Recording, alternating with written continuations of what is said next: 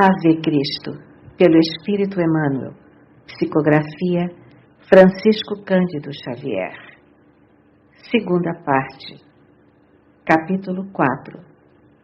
Parte 4. Rendeu graças a Deus porque conseguia chorar livremente. Nunca recordou com tanta intensidade a ternura paterna, desde a separação de Basílio, como naquela hora. O velho filósofo ensinara-lhe que a morte não existe, que as almas vivem além da terra em esferas compatíveis com o aprimoramento moral de que são portadoras. Nunca lhe pusera em dúvida as menores lições. Certamente o carinhoso protetor prosseguia vivendo em algum lugar, mas poderia, acaso, acompanhar-lhe a dor? Lembrou as reuniões evangélicas da casa de Vestino e procurou arrimar-se à fé. Indubitavelmente, os amigos que lhe haviam tomado a vanguarda, na morte, não a olvidariam relegada à solidão. Deixou que as lágrimas lhe rolassem pela face, que a ventania do crepúsculo açoitava impiedosa, e rogou em pensamento: Pai amado, não me abandones. De onde estiveres, volve o generoso olhar sobre mim. Lembra-te do dia em que me acolheste no matagal deserto e asila-me de novo em teu carinho. Estou enjeitada outra vez. Não sei por que contrário destino me pesa sobre a alma, embora creia, como me ensinaste, que Jesus vela por tois do céu. Agora que me sinto aniquilada e cega, não me deixes perder a luz íntima da esperança e ajuda-me na restauração do bom ânimo. Muitas vezes me disseste que o sofrimento nos purifica e eleva para Deus. Faze-me compreender esta realidade com mais força para que a dor não me arroje aos precipícios da inconformação. Falavas-me que sempre que a nossa vida não se extingue com a morte, que a alma se ergue aos cimos da eternidade, onde reina a paz. Acreditavas que os mortos são mais vivos que os homens amortalhados na carne e admitias com segurança que os nossos entes amados, além do sepulcro, podem auxiliar-nos e proteger-nos. Como, pois, esquecer-me de ti, que foste em todos os dias o amigo e benfeitor contínuo? Como seria feliz acompanhando-te os passos? Não pude, entretanto, desfrutar o privilégio de morrer por Jesus nos tormentos da arena. Ó, meu Pai, por que não me foi concedida a graça de partir junto dos nossos? Por que me separou o destino das companheiras que se fizeram venturosas pelo martírio? Tem compaixão de mim. Explica-me a vida como noutro tempo. Orienta-me no labirinto. Lembra-te de que ainda não passo de uma criança às escuras, no matagal humano, e faze-te meu protetor novamente. Trouxeram-me até aqui com a promessa de reencontrar nossos amigos, cujo paradeiro ignoro. Provavelmente não mais lhes apertarei as mãos neste mundo. Na terra, a separação é sempre mais fria, pelos obstáculos que distanciam a nossa visão das pessoas amadas. Mas na vida espiritual, o coração deve possuir recursos diferentes para fortalecer o amor e socorrê-lo. Lívia desejava gritar as palavras que a mente compunha, na suposição de que o vento as levaria clamantes para o céu. Todavia, a movimentação dos pedestres compelia-lhe o espírito à prudência. Continuava, pois, a chorar em prece, quando, como num sonho miraculoso, viu desenhar-se luminoso caminho nas trevas que lhe entenebreciam os olhos, e através desse trilho fulgurante reconheceu Basílio, que avançava ao seu encontro. Extasiada, tentou nomeá-lo em voz alta, ébria de júbilo, mas a inesperada alegria como que lhe paralisara as cordas vocais. O velho amigo, envolvido em claridade inexprimível, que o fazia mais jovem, aproximou-se, pôs a destra nos ombros dela, como antigamente, e falou conselheiral: Minha filha, Os aprendizes de Jesus, tanto quanto ele mesmo, conhecem a solidão, jamais o desamparo. Não te lamentes no nevoeiro em que o céu te prova a confiança. Nas noites mais escuras, há mais fulgor nas estrelas. Nossas esperanças brilham com maior intensidade no inverno dos grandes padecimentos. Reanima-te e crê no poder excelso de nosso Pai. O espírito de Basílio fez ligeira pausa, acariciou-lhe a cabeleira castigada pelos sopros do vento e continuou. Realmente, nós te precedemos na inevitável viagem do túmulo. Para nós, a luta na carne foi provisoriamente interrompida e, com acerto, disseste que fomos quinhoados com a prerrogativa de algo sofrer pela extensão do Evangelho no mundo. Mas não te creias excluída do testemunho e da flagelação. O tormento dos olhos é o sinal de que não foste esquecida. Naturalmente, aqueles que nos guiam de planos mais altos confiaram-te a fidelidade a algum serviço no mundo acima do nosso. O Senhor não entrega responsabilidades de certa natureza a corações ainda frágeis, assim como não dependura o fruto alimentício no ramo terro do vegetal nascente. Tem coragem. Às vezes é necessário nos mergulhemos na sombra para auxiliar os que jazem nas trevas. Reunir-te-ás a nós brevemente. Arrima-te ao bordão da fé e não desfaleças. Seguir-te-emos o trabalho passo a passo. Quando o sacrifício te parecer mais doloroso e mais áspero, agradece a Jesus a oportunidade do precioso combate. Se algo existe no mundo que possa expressar nosso serviço com Deus, é a plena realização da tarefa enobrecedora que a vida nos assinala. E porque o esforço da renúncia não é acessível a todos ao mesmo tempo, recebe a gradativa embolação de ti mesma como bênção do alto. Não perguntes pelas razões que te impuseram a cegueira física. Não te sintas injustiçada. A vida é sempre um milagroso tecido da divina sabedoria. Às vezes, a aflição é véspera da felicidade, tanto quanto o prazer, frequentemente, é produção de angústia. Nunca te esqueças do enviado que nos recomendou o perdão 70 vezes 7 para cada ofensa, que nos inclinou ao amor pelos inimigos e à prece pelos perseguidores. Curta é a passagem de nosso espírito pelo lamaçal da vida terrestre.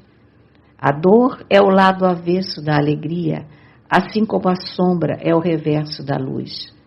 Mas na economia das verdades eternas, só a alegria e a luz nunca morrem. Treva e sofrimento são estados de nossa posição imperfeita à frente do Altíssimo. Entrega-te, pois, à boa luta, com serenidade e destemor, permaneceremos junto de ti, orientando-te no escabroso caminho. Basílio imprimiu longo intervalo às considerações que emitia, enlaçando com ternura a filha jubilosa. Lívia respondeu-lhe o gesto de carinho como se quisesse retê-lo do próprio coração. Todavia, embora encorajada e ditosa, refletia no imediatismo do mundo. Que seria dela quando se visse novamente só? Cair à noite, onde abrigar-se? Estaria sentenciada a enregelar-se na via pública? O benfeitor espiritual percebeu-lhe os pensamentos e logo a eles respondeu: não temas. O Pai que nutre os passarinhos cada manhã jamais nos esqueceria. O socorro não tarda. Não cerres o coração à bondade e à confiança, para que o Senhor não encontre dificuldades em ajudar-te. A cegueira dos olhos não é inutilidade da alma. Recorda a nossa pobreza laboriosa. Não encontrávamos ambos, na música, a nossa razão de viver? Nesse instante, Lívia escutou, não longe, uma voz de criança que cantava, comovente, acompanhada por um alaúde mal tangido. Somos pobres, pobrezinhos, vivemos de del em del, mas somos afortunados da graça que vem do céu. Minha mãezinha doente, cansada de tanta dor, em minha voz de menino, pede uma esmola de amor. Um pequeno de 7 anos, robusto, mas pobremente vestido, parara junto dela, seguido por esquelética tuberculosa. Evidentemente, eram pedintes. O artista miúdo, que lhe tocava e cantava ao mesmo tempo, era familiar do público, porque várias pessoas lhe chamavam pelo nome, exclamando: Celso, cante mais! Celso, toque mais um pouco! O menino atendia satisfeito, recolhendo moedinhas esparsas, entregando-as à enferma. Lívia não mais viu a figura paterna, talvez diluída nas emoções novas a lhe penetrarem a mente, mas ainda escutou a palavra de Basílio, que lhe falava branda. Descerra o coração, minha filha. Repara, uma criança humilde recorre à bondade nas ruas. Ajuda para que te ajudem. Revela-te aos outros para que outros se revelem a ti. A moça notou que uma força nova irrompera-lhe da alma. O Petis terminara uma das cantigas regionais que aprendera, e instintivamente ela também se associou ao público chamando: Celso, Celso, deixa-me tocar um instrumento. O pequeno aqueceu de pronto. De posse do alaúde, a cega tornou em pensamento ao antigo lar. Esqueceu-se de que se achava na posição de estrangeira numa terra que desconhecia e cantou com toda a alma, qual se estivesse numa de suas horas mais felizes, à frente do velho pai. Grande silêncio acompanhou-lhe as belas canções romanas. Os transeuntes adensavam-se agora no pequeno átrio de Minerva e a criança, ao fim de cada número, recebia as contribuições de senhoras e cavalheiros comovidos, repletando a surrada bolsa. O quadro vivo de uma cega a exibir-se, de uma tuberculosa ao relento e de um pequerrucho esfarrapado, passou a arrancar as lágrimas de muitos. Depois de vasto repertório, em que tiveram o cuidado de selecionar as melodias para não ferir as suscetibilidades do público, então dividido no culto a Jesus e no culto às antigas divindades, Lívia calou-se. Muitas damas emocionadas cumprimentaram nas despedidas. Esvaziou-se o recinto pouco a pouco. Celso, entretanto, aconchegou-se-lhe ao colo ternamente. Como te chamas? Indagou ele com simplicidade e candura. Lívia, e tu, meu inteligente cantor? Quinto Celso. Estás sozinho? Minha mãe está comigo. Feita a apresentação, abraçaram-se ambas. Hortência Vipsânia, a genitora de Celso, biografou-se em frases rápidas. Era viúva de Tércio Avelino, um miliciano que morrera sem honras, deixando-lhe um filhinho único nos braços. O marido falecera em Siracusa, onde residiam desde a transferência de Roma. Todavia, tão angustiosa se lhe tornara a vida na grande cidade, que, enfraquecida e derrotada, resolvera experimentar a permanência em Drépano, onde conseguia manter-se com menos dificuldade. Lutara intensivamente, fabricando guloseimas para vender. No entanto, adquirira a pertinaz enfermidade que a minava devagarinho. Sitiada pela miséria, ensinara ao filho a tanger imperfeitamente o alaúde, de modo a recorrerem à caridade pública. Sentia-se, porém, exausta. Receava morrer de momento para outro.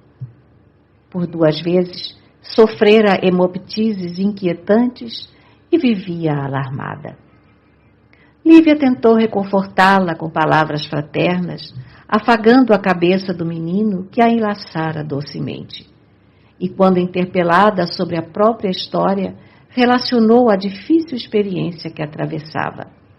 Perdera o pai na Gália Lugdunense e cega fora trazida a Trinácria por um condutor em busca de velhos amigos que não conseguira reencontrar. Estranha ao meio, desconhecia o próprio destino e, sem ninguém, não sabia de que maneira movimentar-se. O pequeno, que parecia sumamente interessado na conversação, interferiu, perguntando: Mamãe, Lívia não poderia ser nossa? E talvez entusiasmado pelas canções que ouvira, ajuntou com espontaneidade: Sairemos juntos e a senhora descansará. A mãezinha pobre sorriu em desconsolo e observou: A lembrança de Celso é igualmente minha. Contudo, minha filha, moramos num cubículo que mal nos cabe. Se te apraz, vem conosco. A moça, num ímpeto de jubiloso reconhecimento, pediu-lhe a destra e osculou-lhe em lágrimas. Considerava o oferecimento uma bênção do céu. Não perdia a esperança de reunir-se a Tassiano e Blandina, e enquanto estivesse à procura deles, aceitaria aquele amparo. Ali mesmo traçaram planos. Celso ser-lhe-ia o orientador na via pública, mas cooperaria em favor dele, ministrando-lhe rudimentos de educação e arte na preparação do futuro. O asilo de Hortência era um minúsculo telheiro que lhe fora cedido pela caridade de nobre família. Aí, a infortunada viúva cozinhava e dormia simultaneamente. Naquela noite, porém, o tugúrio estava em festa. Dos recursos arrecadados, a doente retirou grande parte e mandou o filhinho à procura de alimento. Pães e bolos de carne, além de regular provisão de leite de cabra, foram trazidos pelos braços pequenos, preocupados em servir. E os três, agradecendo em silêncio ao céu a alegria que lhes vibrava da alma, partilharam a refeição singela, sentindo-se mais felizes que os áulicos afortunados da casa dos reis terrestres. Hortência, desejando preservar a saúde do menino, isolara-se ao canto do quarto, numa cama de palhas, e foi junto do pequenino que Lívia se acolheu. Antes de dormir, com a sinceridade cristalina da criança, Celso, feliz, dirigiu-se à genitora interrogativamente: Mãezinha, e a nossa prece? Não pediremos hoje a bênção de Jesus?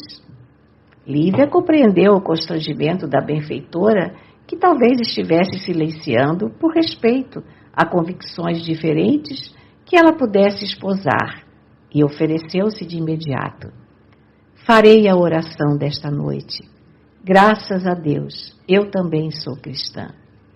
E ante as expressões de ternura que mãe e filho externaram, orou sentidamente: Senhor Jesus, abençoa-nos a fé com que esperamos por Ti. Agradecemos-Te a felicidade de nosso encontro e o tesouro da amizade com que nos teces a união. Louvores Te rendemos pelo auxílio dos nossos companheiros e pelas lições dos nossos inimigos. Ensina-nos a descobrir a Tua vontade no escuro caminho de nossas provas. Dá-nos a conformação ante a dor e a certeza de que as trevas nos conduzirão à verdadeira luz. Senhor, concede-nos a humildade de Teu exemplo e a ressurreição de Tua cruz. Assim seja. Hortência e o filhinho, tomados de inexprimível esperança, com a presença daquela jovem mulher que, sozinha e cega, encontrava elementos em si mesma, a fim de encorajá-los, repetiram: Assim seja, e dormiram tranquilos. Nova existência surgiu para o grupo no dia imediato.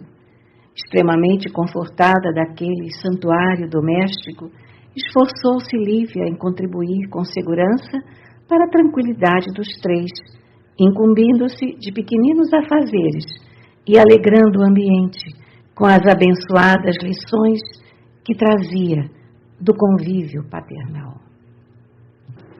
Embora cega, colaborou de boa vontade na limpeza da casa e à noitinha, deixando Hortência em repouso, Caminhou com o menino para a via pública, onde, ao preço de música, angariaram recursos novos. Menos preocupada com o filhinho, a desventurada viúva pareceu, porém, mais concentrada na própria moléstia, com inquietantes alterações. Assinalava com maior desagrado as variações de temperatura e acusava sofrimentos mais positivos. À noite, era visitada por dispneias sufocantes e, durante o dia, longos e aflitivos acessos de tosse exauriam suas forças. Com admirável intuição infantil, Quinto Celso percebeu que a mãezinha tivera agravados todos os velhos padecimentos e redobrava carinhos por vê-la reanimada e contente. Associando-se a Lívia, como quem nela encontrava uma nova mãe, cercava a enferma de inexcedível ternura. Aumentada a renda diária, a filha de Basílio visitou os donos do pardieiro em companhia de Celso, rogando orientação para se transferirem de residência. A viúva necessitava de espaço e ar mais puro e podiam agora pagar aluguéis por uma casinha modesta. O proprietário concordou e auxiliou a realização. Ele mesmo dispunha de humilde pouso que cederia por retribuição irrisória. A breve tempo, instalaram-se os três em singela residência de 4 peças, não longe de árvores benfeitoras, junto das quais a doente conseguiu prolongar a demora no corpo.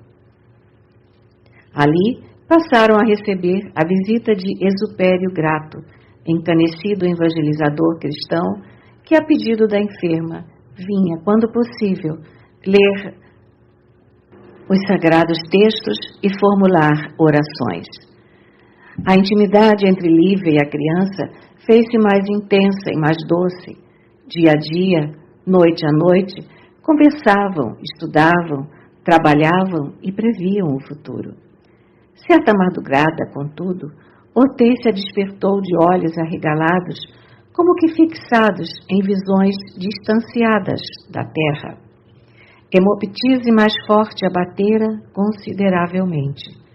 Acesa a candeia, rogou a companheira abrisse a janela, por onde o ar puro e perfumado, pelas laranjeiras, penetrou balsamizante. Lívia, apesar de receosa, não conseguia surpreender-lhe a modificação, mas o menino inteligente e observador espantou-se em lhe notando a fisionomia transtornada. A enferma dava a ideia de haver colocado fina máscara de cera ao rosto encovado. Os órgãos da visão mostravam-se quase fora das órbitas, mas angélica expressão de alegria lhe tomara o semblante. Celso, aflito, indagou ansioso: "Mãezinha, que aconteceu?" A pobre senhora acariciou-lhe a cabeça minúscula e falou com esforço: "Meu filho, esta é a última noite que passamos juntos na terra. Não te deixo, porém, a sós. Jesus trouxe Lívia à nossa casa. Recebe-a por tua nova mãe. Tem sido para mim valiosa irmã nestes dias em que devo ir-me embora." A moça compreendeu o tom daquela voz de adeus e ajoelhou-se em pranto. "Não, mãezinha, fica conosco", soluçou o menino desesperado. "Trabalharemos para vê-la feliz. Vou crescer depressa, serei um homem, teremos uma casa grande só para nós.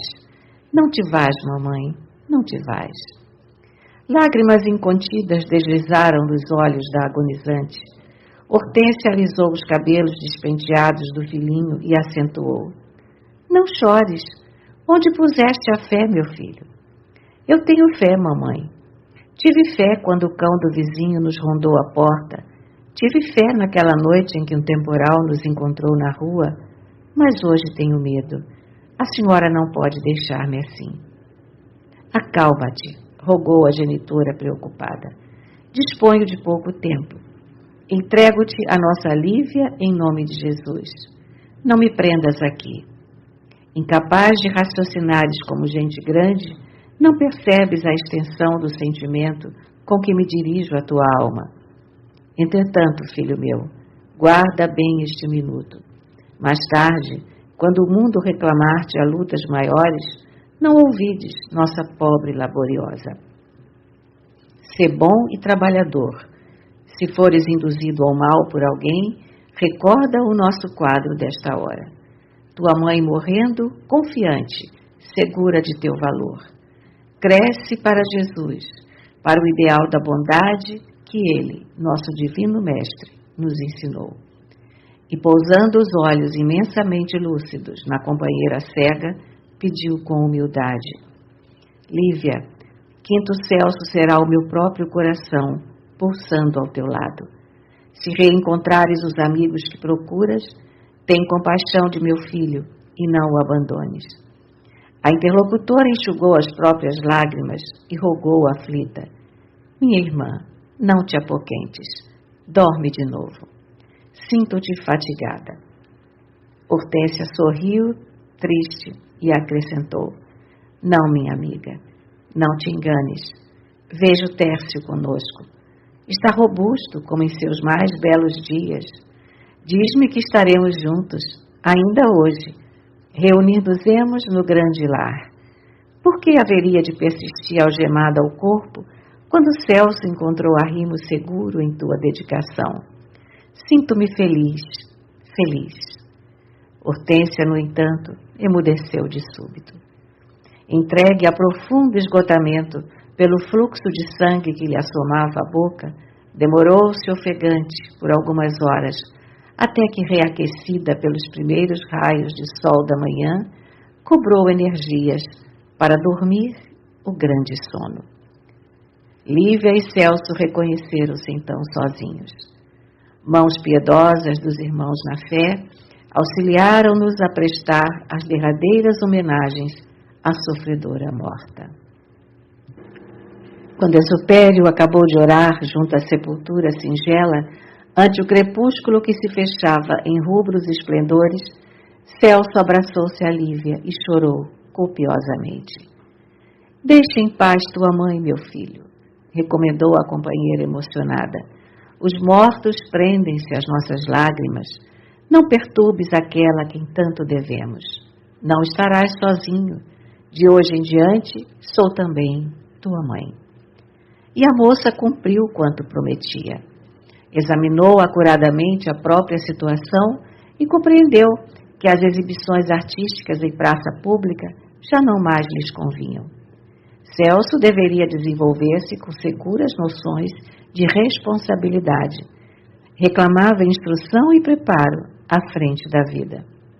Não obstante cega, propunha-se trabalhar de modo a cooperar na formação do caráter dele para o futuro.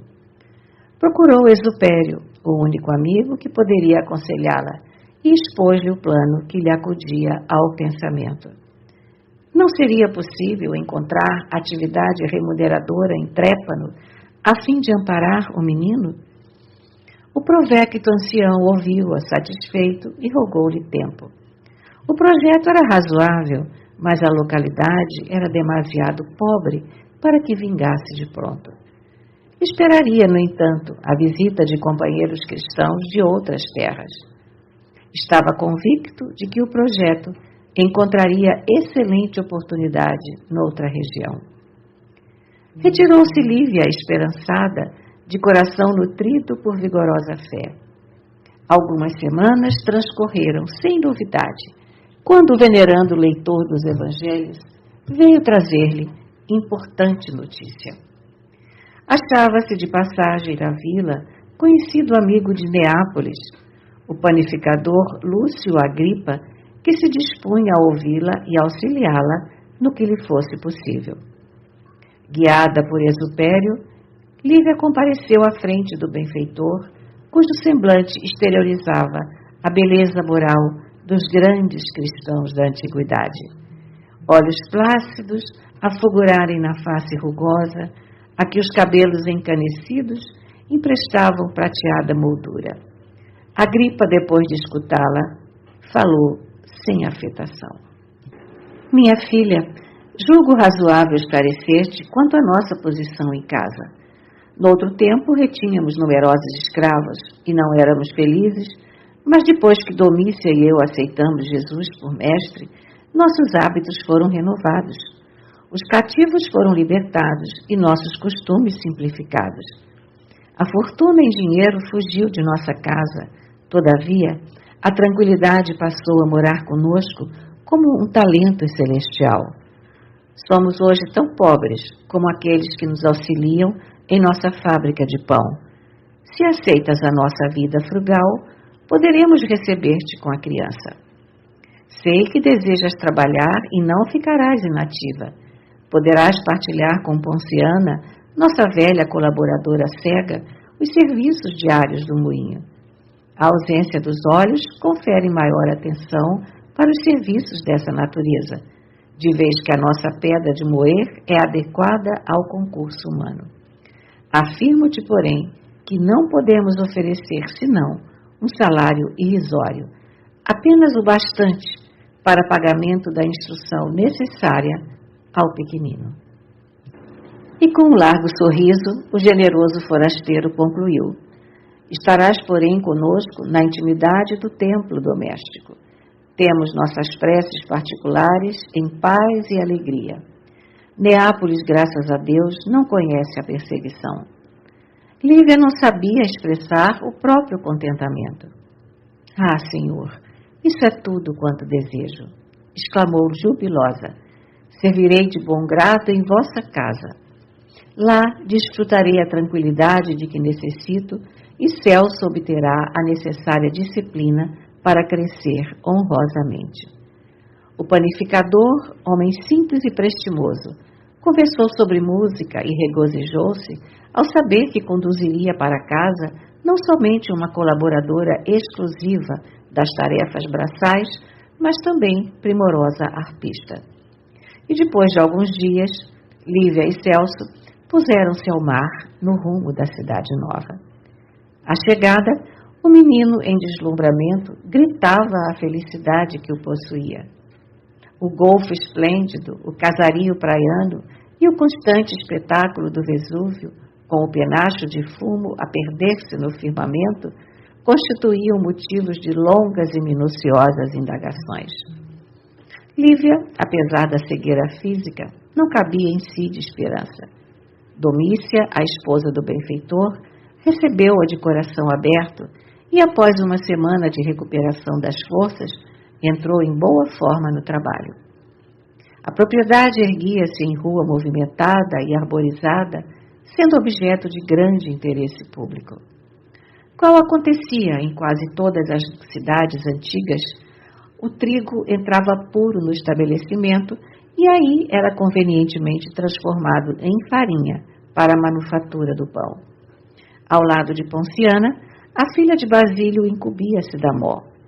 A princípio, o trabalho se lhe figurou excessivamente pesado, mas Lívia, rendendo graças a Jesus, por haver encontrado algo com que ocupar a mente atribulada, procurou adaptar-se, cantando, ao novo gênero de obrigações. Na primeira noite, recolheu-se fatigada ao quarto singelo que Domícia reservara para ela e o pequeno. E Celso, que se sentia realmente como seu filhinho, contrariado ao vê-la abatida, comentou um novo tipo de luta, perguntando: Mãezinha, por que tanto trabalho? Não seria melhor tomar o nosso alaúde e ganhar dinheiro das pessoas que passam nas ruas? Não, meu filho. O serviço é o único meio através do qual podemos extravasar as riquezas do coração no engrandecimento da vida. Amas a Jesus e desejas servi-lo? Sim, sim. Então, é indispensável saibamos cooperar com ele, disputando para nós a satisfação de fazer o mais difícil.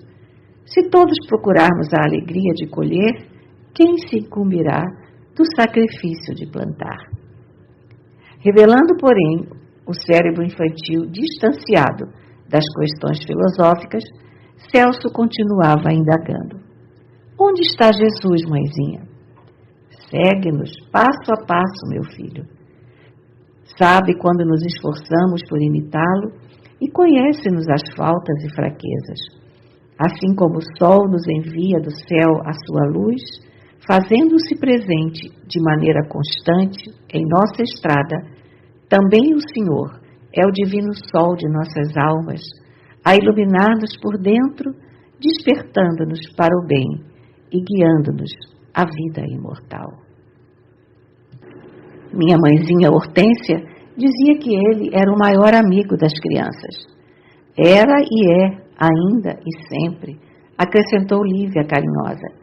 Jesus confia nas crianças, esperando que elas cresçam para a glória da bondade e da paz, a fim de que o mundo se transforme em reino de Deus. Quinto Celso abraçou a mãezinha espiritual com mais ternura, sentou-se e recitou pequena oração de louvor e reconhecimento ao Divino Mestre, e logo após, segurando a destra de Lívia, adormeceu com a despreocupação de um pássaro feliz. A filha de Basílio, depois de tatear, agasalhando o menino, prosseguiu velando pela noite adentro. Por que insondáveis desígnios fora parar naquela casa com uma criança que não lhe pertencia pelos laços consanguíneos? Por que misteriosas determinações do Senhor fora trazida a Sicília e da Sicília a Neápolis, onde a vida lhe surgia inteiramente nova? Onde estariam Tassiano e Blandina, que supunha nunca mais encontrar? Lívia recordou um a um os dias difíceis que vinha atravessando, desde a separação do velho pai, e rendeu graças a Deus por haver encontrado aquele pouso de reconforto e paz. Acariciou o pequeno que ressonava placidamente e rogou a bênção do céu para ambos, sentindo-se quase feliz, mas ignorando que o convívio de Hortência lhe havia transmitido as sementes de nova dor com que ela devagar caminharia para a morte.